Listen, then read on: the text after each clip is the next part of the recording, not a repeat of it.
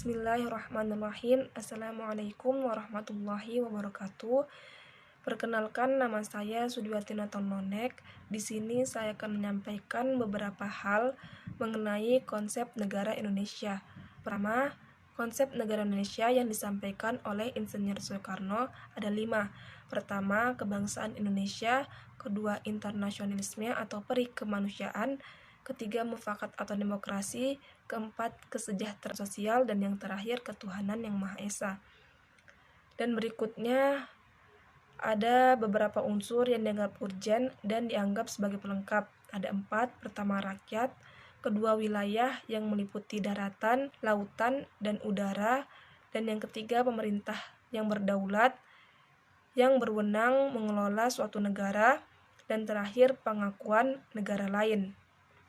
Unsur rakyat, wilayah, dan pemerintahan umumnya diterjemahkan dan dikatakan sebagai syarat de facto, yaitu penentuannya secara kenyataan atau fakta, sedangkan de jure yaitu pengakuan dari negara lain yang dipandang pemenuhannya secara hukum atau resmi.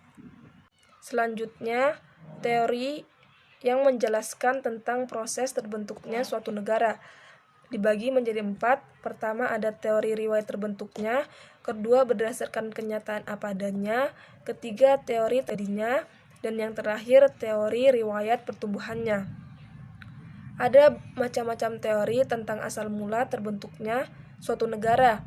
Pertama, teori hukum alam. Terjadi secara alamiah yang bersumber dari manusia sebagai makhluk sosial yang memiliki kecenderungan berkumpul dan saling berhubungan untuk mencapai kebutuhan hidupnya. Kedua, ada teori ketuhanan. Teori ini benarkan kekuasaan raja. Dan ketiga, ada teori perjanjian, yaitu perjanjian masyarakat yang dipisahkan oleh 2 zaman, yaitu zaman sebelum dan sesudahnya. Dan yang terakhir, yaitu teori kekuasaan. Teori ini timbul karena orang-orang kuat menaklukkan orang-orang lemah. Dan untuk dapat menguasai orang-orang lemah, maka didirikanlah organisasi, yaitu suatu negara. Sekian dari penjelasan saya, kurang dan lebihnya mohon dimaafkan. Billahi taufiq wal hidayah.